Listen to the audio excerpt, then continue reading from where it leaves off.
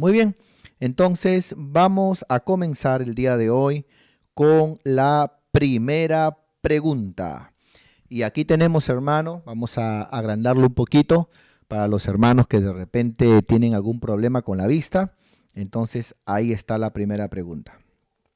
Muy bien. Esta pregunta dice: buenas tardes, mi amado pastor. Mi pastor, una pregunta pone: ¿por qué se sueña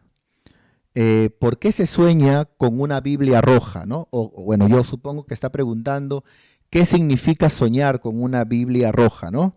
Y aquí pone que es nuestra hermana María Agustina, ¿no?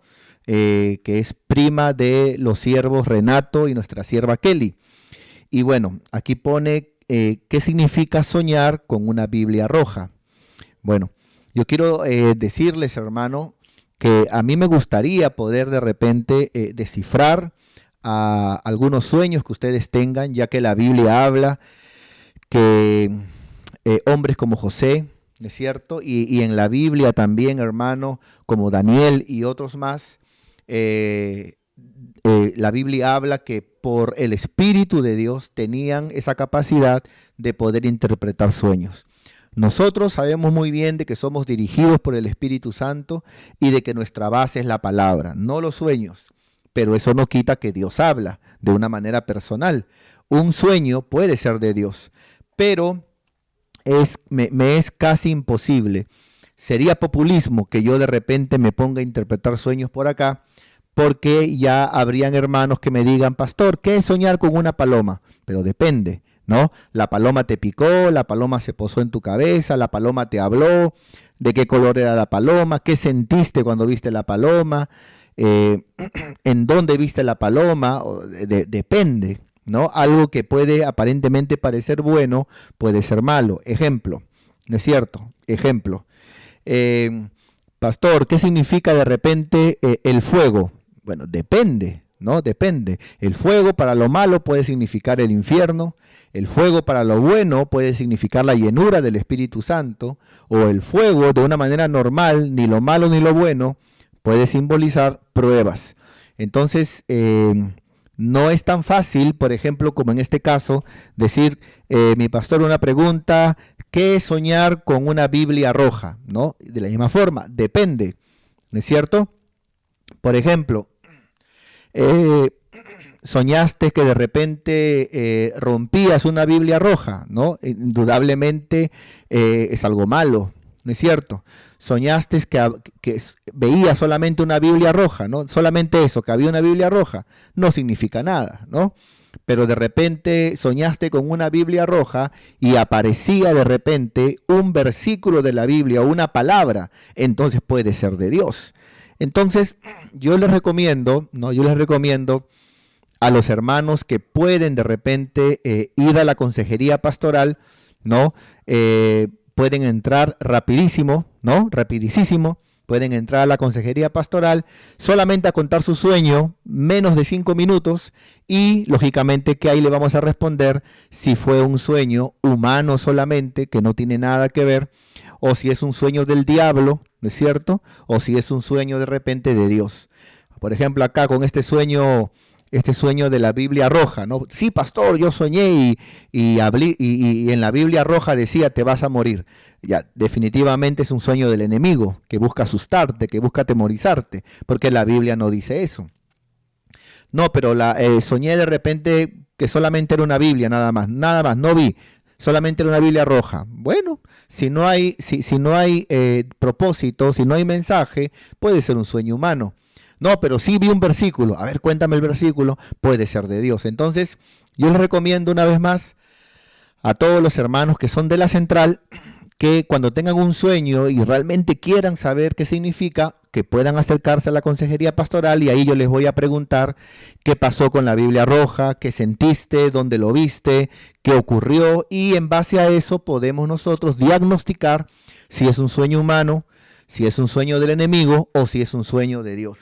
Y si hay hermanos que de repente nos ven de provincias o nos ven de los países, lógicamente que pueden usar el número de contacto, ¿no? El número de contacto que tenemos, y ahí, más que escribir, por favor, más que escribir, mandan un audio de voz, ¿no? Donde dicen: buenas, yo he tenido este sueño, no quisiera saber qué significa, soñé esto, sentí esto, pasó esto, y de repente podemos ayudarlos, ¿no? Así, de esa forma.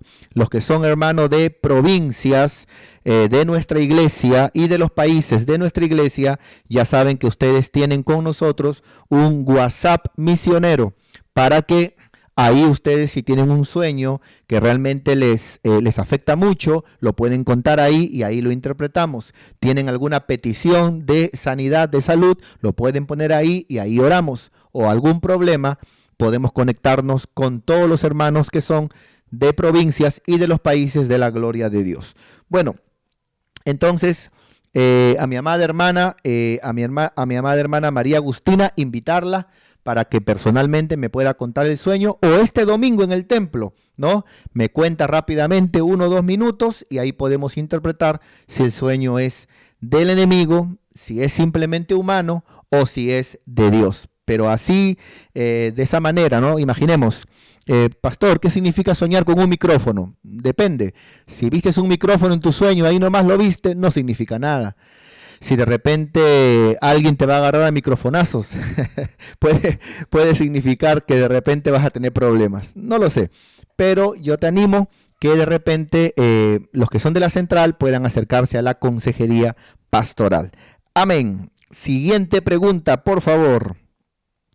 En conclusión, si alguien no lo entendió, es un poco difícil interpretar sueños a larga distancia, ¿no? O simplemente preguntando qué significa el celular o qué significa vi un televisor en mi sueño. Hay que preguntar todo lo que envuelve, ¿no? Todo lo que envuelve. Pastor, ¿qué significa soñé con una luz? No puede significar nada. O puede significar también algo de Dios, dependiendo si hay un mensaje, o hasta del mismo enemigo, ya que el enemigo se disfraza como ángel de luz. Depende mucho del contexto, ¿no? Muy bien, vamos ahora a ver aquí otra pregunta, y esta pregunta la hace nuestra amada hermana Giselle Campos, ¿no? Ella es un miembro nuestro de Ancash, ¿no? Del departamento de Ancash. Muy bien. Guarmey. Ella pone: gracias, mi pastor. Pone: tengo otras preguntas, ¿no? Tengo otras preguntas. ¿Puede un cristiano, pregunta ella, puede un cristiano estudiar psicología? O sea, ¿está mal que un cristiano estudie psicología? Y luego ella pregunta: ¿puede una carrera universitaria alejarnos de nuestra fe en Dios? ¿Existe alguna carrera la cual no deberíamos estudiar como cristianos? Wow, qué tremendo. Muy, muy buena pregunta que tiene nuestra amada hermana. Muy bien. Entonces voy a repetir nuevamente. Aquí ella pregunta: gracias, mi pastor, tengo otras preguntas. ¿Puede un cristiano estudiar psicología? Indudablemente que sí. No hay ningún problema con que un cristiano estudie psicología. Ahora, ¿puede un cristiano usar la psicología que ha estudiado para cambiar la vida de otra persona en el sentido de, en vez de usar la palabra de Dios? No. Pero la psicología sí son herramientas humanas que no están mal, ¿no es cierto? Pero nada más poderoso que la palabra de Dios. Un ejemplo. Yo como pastor, por ejemplo, puedo estudiar psicología, ¿no es cierto? Pero jamás voy a usar la psicología para manipular a la gente, ¿no? O para querer cambiar a la gente, porque el hombre no puede cambiar al hombre. Necesitamos un poder más arriba, un poder más alto. Solamente el poder de Dios, la palabra, el evangelio, puede cambiar el corazón de un hombre. Pero sí, la psicología me es útil para poder entender el comportamiento humano y para poder llegar, ¿no es cierto?, a los matices humanos. Entonces, eso sí. Así que yo conozco muchos cristianos que han estudiado psicología y, por ejemplo, como psicólogos, cuando atienden de repente a una persona, Ellos tratan de llegar con las herramientas que les han enseñado en la universidad, tratan de entender con dibujos y con preguntas, tratan de llegar al niño, al joven o a la persona, pero una vez que ven el problema, también les predican la palabra de Dios, los llevan a Dios. Entonces, ¿puede un cristiano, digamos, estudiar psicología? Sí, no hay ningún problema, ¿no es cierto? No hay ningún problema y esas herramientas las puede usar en el campo, ¿no es cierto?, de la psicología para tratar a una persona y ayudarla, ¿no? Pero para el cambio de vida, ¿no es cierto?, no hay nada mejor que el Evangelio, que el poder de la palabra de Dios. Ahora bien, ella luego pregunta y dice, ¿puede una carrera alejarnos de nuestra fe en Dios? Yo creo que más que una carrera, el problema no está afuera, el problema está dentro. En una oportunidad Jesucristo dijo que no es lo que está afuera y lo que entra a nosotros lo que contamina al hombre, sino que es lo que sale de nosotros. ¿No es cierto? No es lo que entra a nosotros lo que contamina al hombre, sino lo que está dentro de nosotros, lo que sale de nosotros.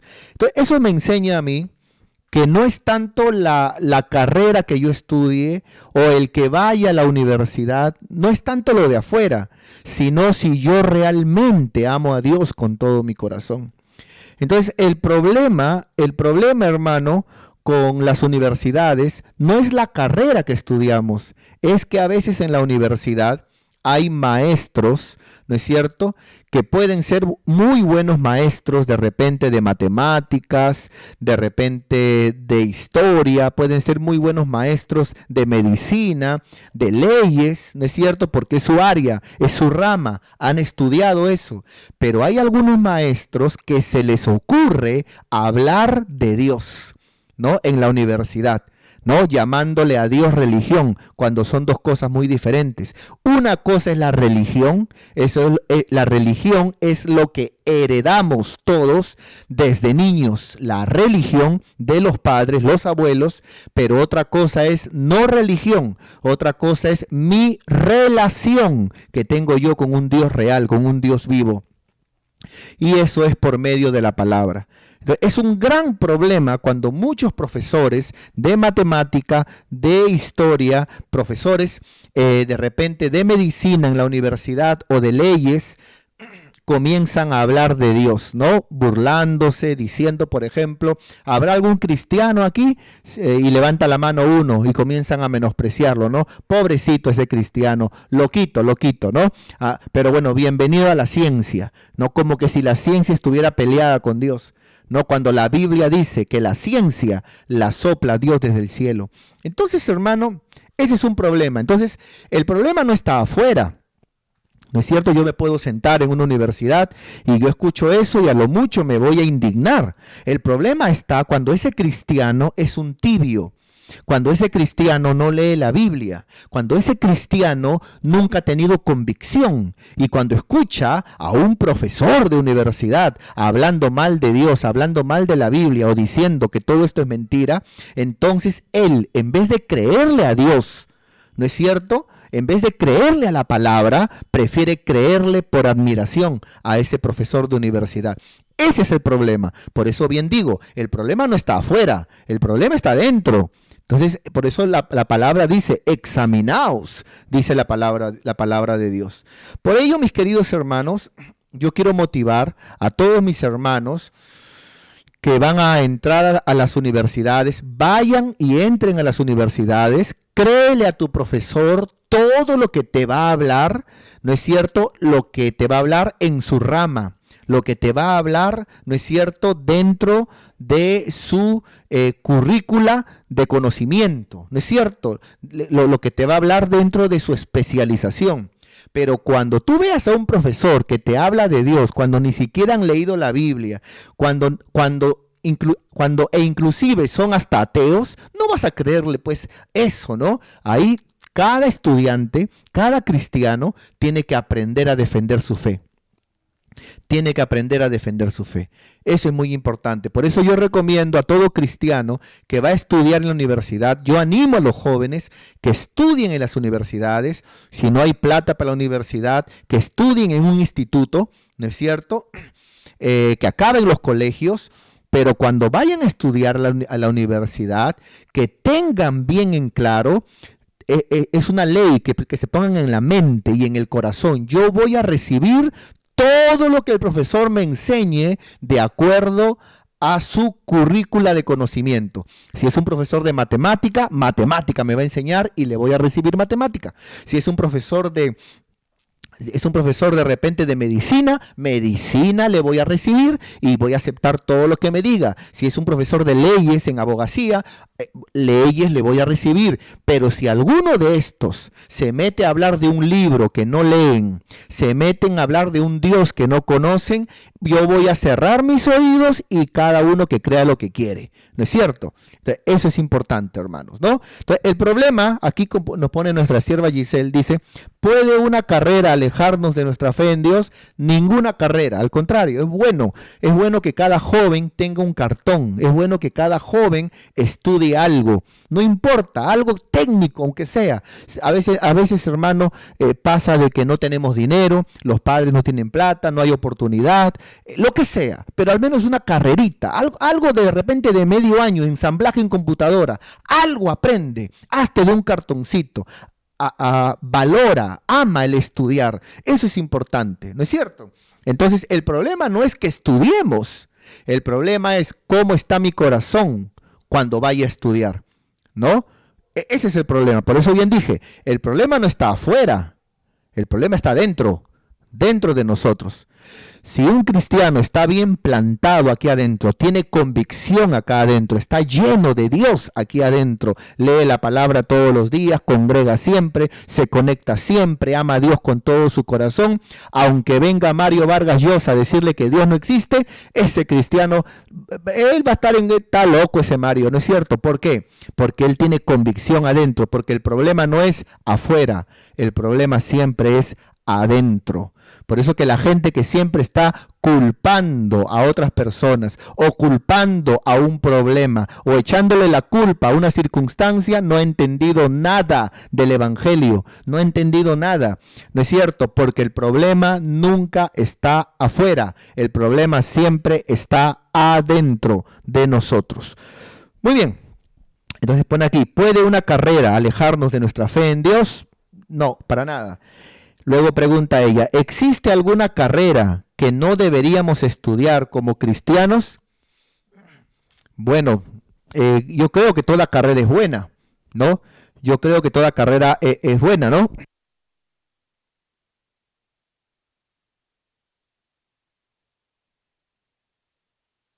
Bueno, toda carrera es buena, ya sea técnica, ¿no es cierto? Ya sea superior o ya sea universitaria, ¿no? Lo importante es, como bien digo, hay gente que piensa que si mandamos a nuestros hijos a la universidad se van a contaminar. No, no, no, no, no. El problema no es la universidad, el problema es cómo va ese hermano, esa hermana, ese cristiano, cómo está su corazón cuando va a ir a la universidad. Si está frío, si está tibio, lógicamente que lo va a tumbar. Pero si uno está lleno de Dios, hermano, nada te tumba, hermano, ¿no?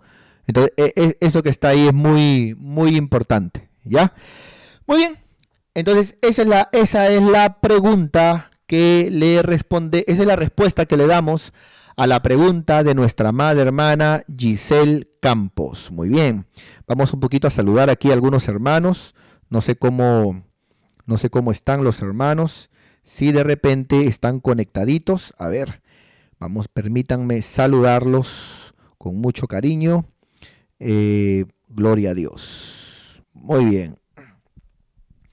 Ahí está nuestra hermana Sandra Limo, ¿no? De Jaén, Cajamarca, Padre Santo, muy bien. Y ahí está mi hermana Giselle que pone, gracias mi pastor, a ti hijita, te felicitamos, ya estaremos visitándote ya. Este mes estamos queriendo visitar, así que hermano, prepárense los hermanos de las provincias porque vamos a estar yendo a visitar. Muy bien. Entonces, vamos por favor a la siguiente pregunta. Muy bien. Y aquí eh, nos, nos ponen, ¿no? Muy bien. Pone aquí. Buenas noches, amado. Le escribe la hermana Beatriz Pretel, pone, ¿no? La hermana Beatriz Pretel. Pone, hay muchas personas que citan esta parte de la Biblia, Levítico 15, 19 al 25, para decir que la Biblia es machista. ¿Me podría explicar el contexto?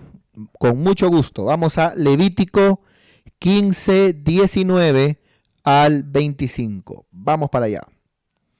Levítico capítulo 15, verso 19 al 25. Muy bien.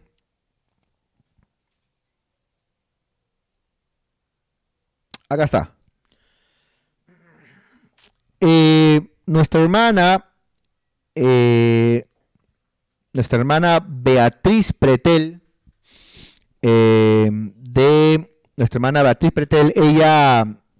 ella congrega desde el RIMAC, ¿no? Y la felicito a mi hermana, que siempre está los domingos congregando, que siempre está desde lejos, viniendo a congregar y escuchar la palabra de Dios.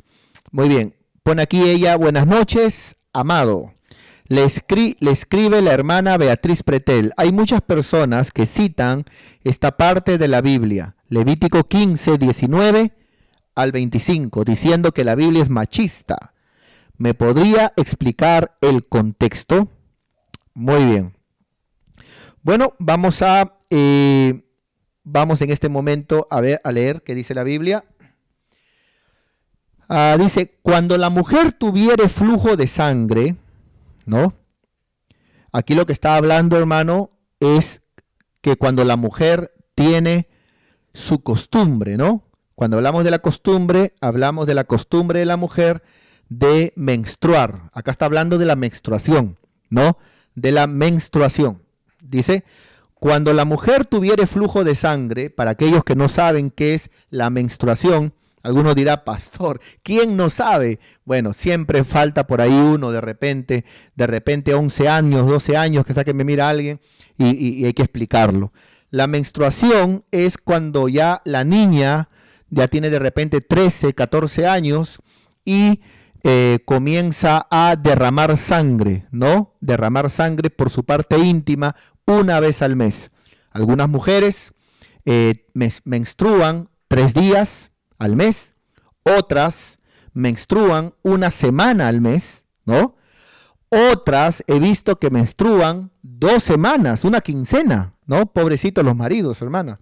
¿No es cierto? Menstruan 2 semanas al mes y etc., ¿no? Pero bueno, acá vamos a ver lo que pasaba en aquel tiempo cuando no había caño, cuando no había ducha, cuando no habían las comodidades que hoy hay, ¿no? En aquel tiempo, dice la Biblia, y cuando vivían en un desierto, porque aquí estaban en medio del desierto, ¿no? Imagínate. Cuando la mujer tuviere flujo de sangre y su flujo fuere en su cuerpo, ¿no es cierto? 7 días estará apartada. Porque mayormente es una semana lo que la mujer regla, ¿no? Es una semana. 7 días estará apartada, y cualquiera que la tocare, dice la Biblia, será inmunda. Está bien, creo, el ajuste. Sí está bien. Dicen, cuando la mujer tuviere flujo de sangre y su flujo fuera en su cuerpo, 7 días se apartará la mujer en los días de su menstruación. 7 días estará apartada, y cualquiera que la tocare a ella, esto es, en aquel tiempo, embarrándose con la sangre de la mujer, será inmundo hasta la noche. Dice, todo aquello sobre que ella se acostare mientras estuviere separada, ¿no? Estuviera apartada por ese derramamiento de sangre que tiene, será inmundo. También todo aquello sobre sobre lo que se sentare será inmundo. ¿Por qué? Porque lógicamente de que en aquellos tiempos, hermano, no había lo que hay ahora, ¿no? No había esas toallas higiénicas, así se llama, ¿no? Toallas higiénicas, ¿no? No había lo que hay. Ahora hay toallas higiénicas, ahora hay con alas, ¿no es cierto? Sin alas, ¿no? Hay de todo, ¿no? Hoy en día ya no es aquel tiempo.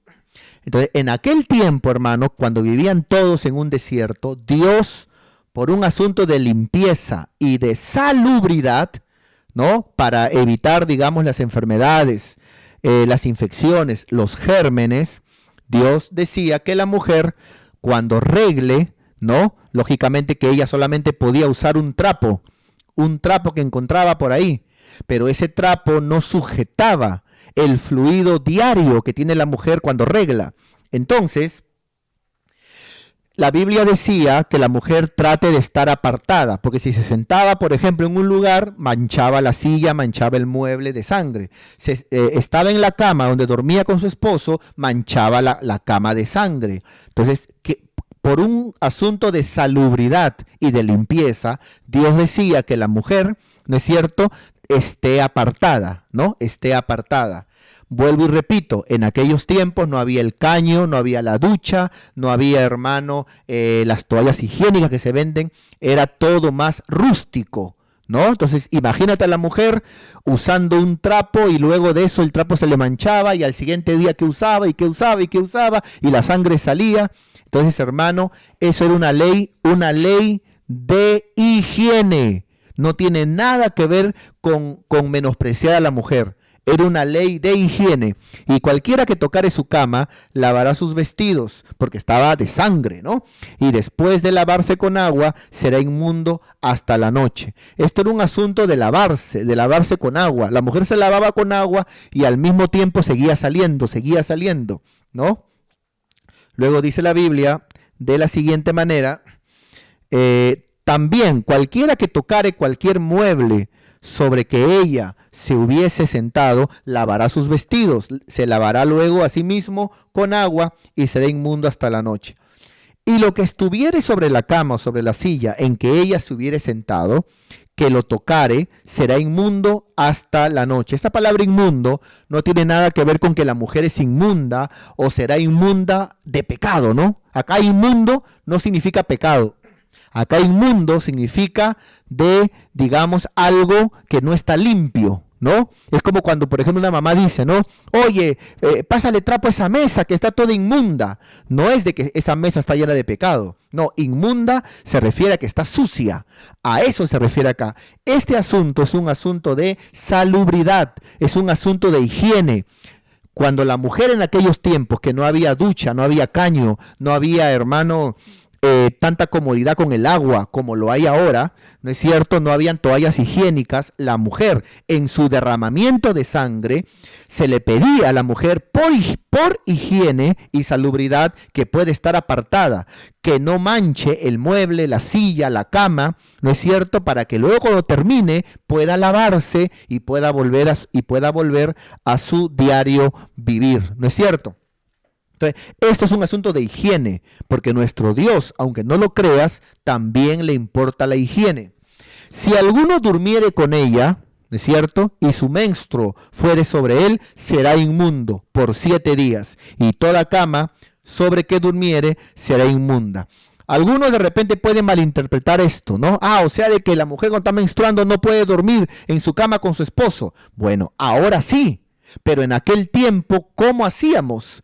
Ahora, le voy a leer en otra versión de la Biblia para demostrarle que aquí lo que está hablando es de la prohibición de tener relaciones sexuales cuando la mujer está menstruando. Aunque usted no lo crea, hay gente que hace eso. Y eso es una abominación delante de Dios. Muy bien, luego dice la Biblia 25 y ahí acaba. Y la mujer, cuando siguiere el flujo de su sangre por muchos días, fuera del tiempo de su costumbre, ¿no es cierto? Note que habla de su costumbre, o sea, lo que está hablando aquí es de la regla, o cuando tuviere flujo de sangre más de su costumbre, todo el tiempo de su flujo será inmunda, como en los días de su costumbre. Alguien puede confundirse, pero ¿por qué le llama inmunda? ¿Qué? O sea que para Dios es una inmundicia, un pecado que la mujer regle. No, están totalmente equivocados. Aquí la palabra inmundo no tiene nada que ver con el pecado. Aquí la palabra inmundo habla en el sentido de no estar limpio, de que algo está sucio, ¿no? Entonces, en aquel tiempo que no habían, hermanos, toallas higiénicas, no había ducha, no había caño para lavarse, no había la misma comodidad de ahora, la mujer no tenía que ponerse y la mujer fluía en su sangre y por un asunto de higiene y que la casa no se llene de sangre, se pedía a la mujer que se aparte, ¿no es cierto? Se pedía a la mujer que se aparte y para no ensuciar los lugares de la casa. Permítame leerle, por favor, otra versión de la Biblia. Vamos un momento a la versión, la TLA, que es la traducción del lenguaje actual. Muy bien, entonces estamos en Levítico 15. La pregunta era del 15 al 19, ¿no? Levítico 15, 19. Muy bien, vamos para allá. Levítico 15, 19. Ahí está. Muy bien. Entonces dice, espero que se esté entendiendo, hermanos. Dice, la mujer que tenga su menstruación, ¿ve? Bueno, ahora la mujer menstrua y ahora sí tiene, hermano, agua disponible, ¿no es cierto? Ahora sí tiene toallas higiénicas. Ahora sí hay comodidad para que la mujer pueda, hermano, asearse cuando menstrua. Pero en aquel tiempo no había eso. Y en aquel tiempo vivían todavía en un desierto. Entonces, ¿qué pasaba si Dios no daba estas leyes? Hubiera habido sangre, el niño jugando con la sangre de la mamá derramada, sangre por la mesa, sangre por el mueble. Esa sangre muerta trae microbios, esos microbios traen enfermedades. En el calor de un desierto, aquí es un asunto de salubridad. No tiene nada que ver con que sea pecado que la mujer menstrue o que Dios sea machista. No, es una mala interpretación de la Biblia. O una mala interpretación justamente de aquellos que se ponen a opinar y no saben nada de la Biblia. Muy bien. Mire lo que dice aquí. Vamos a leerlo en otra versión. Dice, la mujer que tenga su menstruación será considerada impura durante 7 días. ¿Por qué dice durante 7 días? Porque mayormente una mujer tarda esa temporada para poder tener su menstruación, ¿no? Y luego limpiarse. Luego dice, si alguien toca a esa mujer o toca su cama, ¿no? O toca su cama, tenía que dormir en una cama aparte porque todo se llenaba de sangre, ¿no? O cualquier otro mueble que ella use, quedará impuro hasta el anochecer y deberá lavar sus ropas y bañarse. O sea, Dios aquí lo que está hablando es un asunto de limpieza, porque la limpieza evita enfermedades. Eso está hablando Dios, ¿no? Acá no tiene nada que ver con que Dios está menospreciando a las mujeres. Si alguien, esta parte es poderosa, si alguien tiene relaciones sexuales con su mujer, ¿no? Cuando ella está menstruando, no, qué asquerosidad, hermano, ¿no? Qué suciedad. Bueno, hay hombres impíos, hermano, que tienen estas prácticas. Qué aberración, de verdad. Qué vómito, qué abominación. Quiero decirle, hermano, que la Biblia prohíbe las relaciones sexuales cuando la mujer está menstruando. ¿No es cierto? Si alguien tiene relaciones sexuales, no, imagínate la sangre de ella, ¿no? Si alguien tiene relaciones sexuales con ella, quedará impuro durante 7 días, pues la impureza de ella se pasará también a él. ¿No es cierto? ¿No? Claro, porque al él tener relaciones con ella, mientras que su fuente está llena de sangre muerta, él también quedará manchado, quedará impuro. Y imagínate, en un desierto donde no hay ducha, no hay agua, eso que está ahí, hermano, todo lo que tiene que ver con sangre, ¿no? Esto se llama sexo con sangre, prohibido en la Biblia. Derramar sangre, que es el asesinato, prohibido en la Biblia. Comer sangre también, hermano. Hay gente que dice, no, pero comer sangre es bueno para la salud, es nutritivo, da vitaminas, pero hay otras cosas que también dan vitaminas. Y la Biblia prohíbe este asunto. Todo lo que tiene que ver con sangre es prohibido en la Biblia, ¿no? Dice, pasará a la cama, donde se acuesta quedará también impuro. Entonces, ergo, por lo tanto, aquí no hay ningún machismo. Al contrario, Dios está protegiendo a la mujer para que ella pueda ser cuidada, limpiada, y también la familia y el hogar en aquellos tiempos donde no había ducha, no había caño, no había toallas higiénicas, ¿no es cierto? Haya limpieza en el hogar, ¿no? Aquí vemos a un Dios que se preocupa, ¿no es cierto?, en nuestra salud. Se preocupa de nuestra higiene, ¿no? De nuestra higiene. Por eso en algún momento yo enseñé acerca de la santidad en sus tres dimensiones, ¿no? La santidad tiene tres dimensiones, según la Biblia. Por ejemplo, está lo que es el espíritu. Luego está lo que es el alma. Y luego está lo que es el cuerpo. Cuando es en el espíritu, se pide santidad. Cuando es en el alma, en el corazón, los sentimientos, los pensamientos, se llama pureza. Y cuando es el cuerpo, la santidad en el cuerpo, que nuestro cuerpo es templo del Espíritu y debes de bañarlo, debes de cuidarlo, ¿no es cierto? Debes de saber comer, debes de saber, no puedes agarrar y digamos, enfermar tu cuerpo. Tienes que saber también salir de repente a correr, ¿no? Salir a correr, hacer ejercicios también siempre para que puedas sudar, botar las toxinas, no comer grasa todos los días, ¿no es cierto? Bañarte siempre. Todo eso se llama limpieza. Entonces, cuando la Biblia, por ejemplo, habla, ¿no es cierto?, de santidad, la santidad tiene tres dimensiones: espíritu, santidad; alma, mi corazón, pureza, mente pura, corazón puro; y cuerpo, limpieza. Eso es lo que enseña la Biblia, ¿no es cierto? Entonces, muy bien, esa es la respuesta que le damos a nuestra amada hermana Giselle. No, ella es nuestra hermana Beatriz Pretel, ¿no? Beatriz Pretel. Muy bien. Entonces, vamos ahora a continuar ahora con la última pregunta. La última pregunta.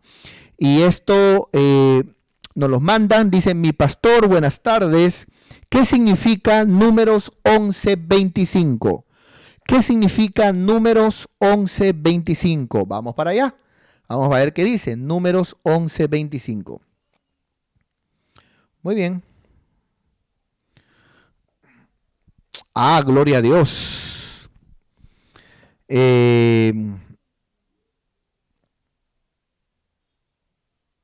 Muy bien. Aquí, hermano, aquí vamos a ver a un Moisés.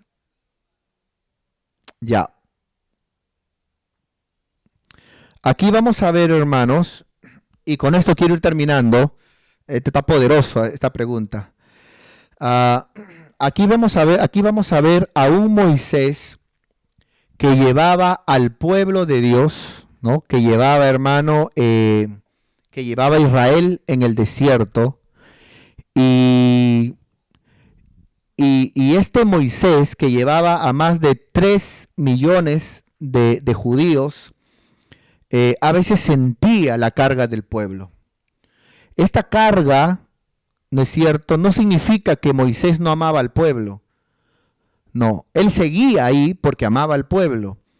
Pero eso no quita la realidad, que a veces habían problemas, a veces se levantaba un Coré, se levantaba un Aarón, una María, A veces el pueblo quería comer carne, a veces el pueblo murmuraba, a veces el pueblo altercaba contra Moisés, a veces el pueblo tenía problemas y tenía a Moisés que quedarse siempre buscando ayudar. Entonces ocurre un problema y Moisés dice esto. Y dijo Moisés a Jehová: ¿por qué has hecho este mal a tu siervo? ¿Y por qué no he hallado gracia en tus ojos? Y nota lo que dice, que has puesto la carga de todo este pueblo sobre mí. Impresionante, hermano. Vamos a ponerlo bonito. La carga, ¿no? Muy bien. La carga de todo este pueblo la has puesto sobre mí, le dice acá Moisés. Aquí el que está hablando es Moisés, hermano. Ahora bien,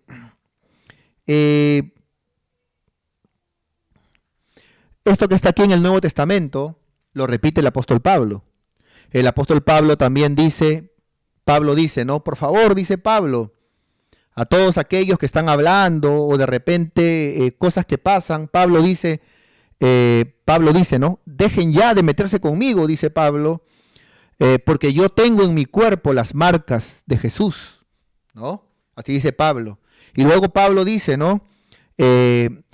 Hablando de su trabajo como ministro, como apóstol, Pablo dice, y aparte de todo lo que se hace, Pablo dice, la carga de la iglesia, ¿no? O de las iglesias, el cual es diario, ¿no? Que hay que llevarlo diario, desde que uno se levanta, siempre hay un problema que resolver, siempre hay algo que hacer, siempre hay algo que pasó, siempre hay algo que hay que ayudar, siempre hay algo, ¿no? La carga, imagínate tú, hermano, si tú tienes solamente 2, 3 hijos, 4 hijos, y a veces te falta brazos, no, te vas a volver loco ya con 4 o 5 hijos que tienes, no sabes qué hacer, con el chiquitito, con la chiquitita, no sabes ya qué hacer. Imagínate un ministro que no es que tenga 4 miembros, 5 miembros, ¿no? Sino que son cientos de miembros en diferentes lugares, matrimonios, familias, jóvenes. Y cada día, desde que se levantaba Pablo, siempre un problema, siempre alguien cayó, siempre pasó por aquí algo, hay que ayudar acá, hay que hacer esto, hay que hacer lo otro, hay que seguir discipulando, hay que seguir enseñando. Entonces eso le dice Moisés. Y miren, hermanos, aún Moisés, que pareciera que está estresado, pero dice acá Moisés dice, no puedo, dice Moisés, no puedo yo solo. No puedo, de poder se puede, pero lo que Moisés dice es verdad. Yo no puedo solo, dice aquí el ministro. Yo no puedo solo. No puedo yo solo soportar a todo este pueblo. O sea, un ministro no puede solo hacer que una iglesia crezca. Un ministro no puede solo hacer que una iglesia avance. Un ministro no puede solo, hermano. No se puede. Y eso fue lo que dijo Moisés. Señor, yo no puedo solo. Yo no puedo solo, Señor. ¿No es cierto? Me es pesado en demasía. Porque yo quisiera que de repente el hermano de allá se levante, pero yo no puedo cargarlo, Señor. Yo quisiera de repente que la hermana de allá crezca, Señor, pero yo no puedo meterme en ella para querer crecer. Yo no puedo, Señor, de repente. O sea, eso tiene que nacer en la gente. Yo no puedo, Señor, solo, decía. ¿No es cierto?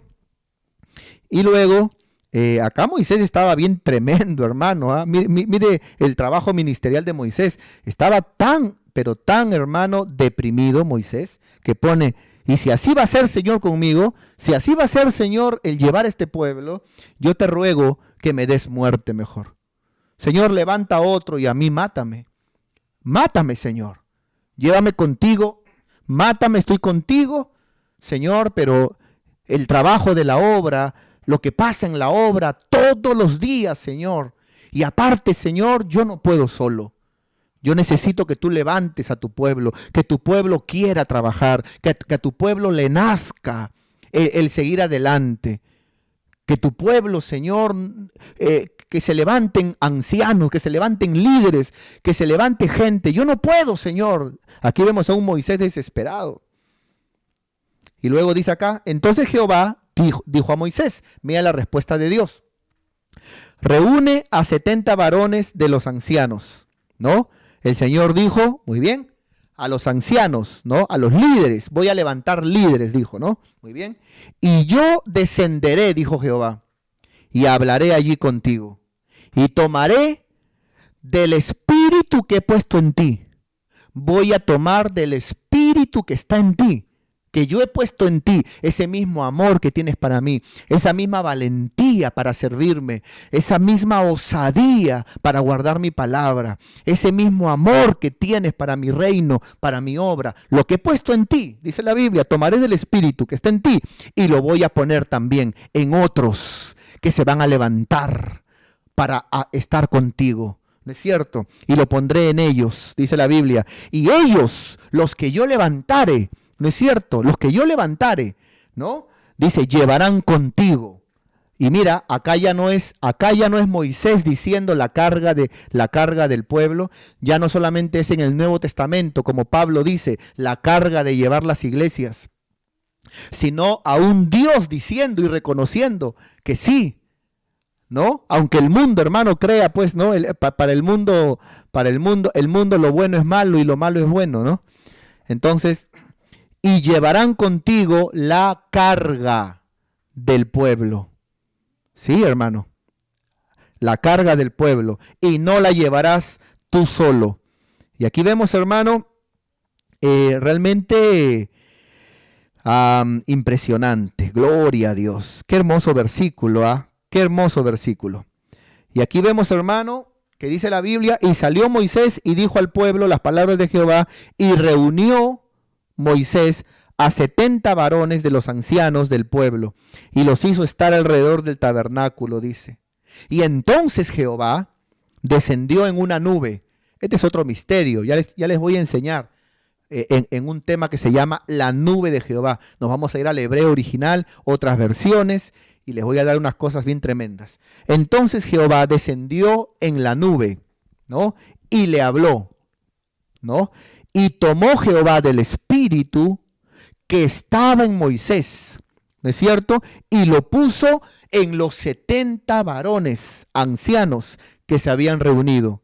Y cuando posó sobre ellos el espíritu, esos varones que estaban dormidos, esos ancianos que estaban apagados, que de repente Moisés les decían, hermanos, vamos a hacer la obra, y como que miraban nomás, esa gente que solamente estaba dormida. Hay una alabanza muy hermosa, hermano, que está en Joel, que dice, despertar a los valientes, despertar a los valientes, y vengan los hombres de guerra. Y a veces los valientes se duermen, pero solamente Dios puede despertar a los valientes. Solamente Dios puede levantar hombres y mujeres dentro del pueblo con un espíritu de guerra, diciendo, mi pastor cuenta conmigo, a partir de hoy me levanto, he estado durmiendo mucho tiempo, ahora sí quiero estar hombro a hombro con mis ministros. Yo también quiero poner el hombro. Yo también quiero empujar este carro. Aleluya.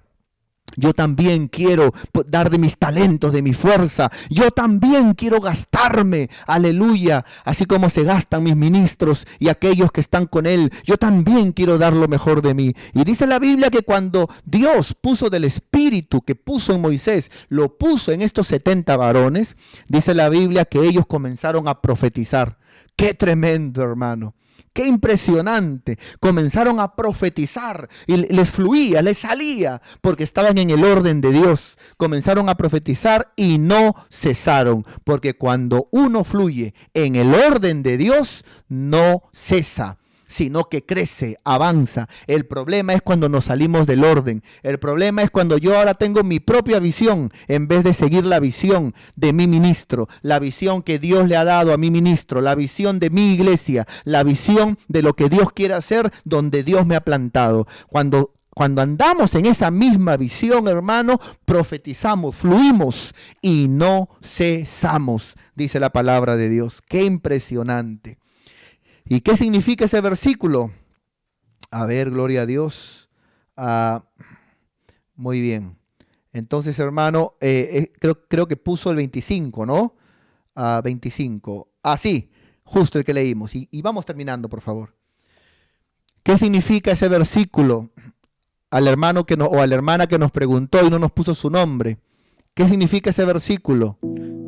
Ese versículo significa que realmente qué importante y qué necesario es que se levanten hombres y mujeres que sean de bendición, amado hermano, que puedan unirse, hermano, en la visión juntamente con sus pastores, que puedan, hermano, más que esperar que los levanten, más que esperar que los animen, que puedan levantarse y decir: heme aquí, cuenten conmigo. A partir de hoy me levanto, a partir de hoy me despierto. He estado dormido, me he dormido muchos años, pero hoy me levanto, hoy resurjo como el ave fénix. Hoy me levanto en el nombre de Jesús y voy a meterle con todo, voy a apoyar con todo, voy a dar lo mejor de mí. Ya no quiero que me carguen, ya no quiero que me animen, ya no quiero, si es posible, por favor, ni me visiten. Ahora yo voy a visitar, ahora yo quiero, si es posible, quiero empezar desde abajo, quiero dar lo mejor de mí. He estado aniñado mucho tiempo, he estado esperando y la ociosidad me hacía criticar, la ociosidad me hacía ver defectos afuera, pero ahora quiero unirme, quiero ser parte. Ya me cansé de ver el partido sentado desde afuera, quiero meterme a la cancha, quiero también sudar, quiero sentirme útil. Eso es lo que significa, hermano. Eso es lo que significa. Tiene que ver, hermano, con personas que Dios levanta. Aleluya. ¿No es cierto? Con el mismo corazón de su pastor, con el mismo espíritu de su ministro, con el mismo corazón, con la misma visión. ¿No es cierto? Con la misma visión de sus pastores. Es gente que levanta, hermano, y que siente, no porque de repente le van a dar algo, o no porque le estén animando, o exigiendo, o buscando. No, hermano. No, sino porque ellos sienten y dicen: yo voy a trabajar en la obra de Dios, y me levanto, y me uno a mis pastores, y voy a ser de bendición en mi iglesia, y que cuenten conmigo, por favor. Pero no a la forma mía, no como yo lo quiero hacer, sino del mismo espíritu que Dios ha puesto en el corazón de mis pastores, de ese mismo espíritu, esa misma actitud, esa misma visión, también ahora en mí.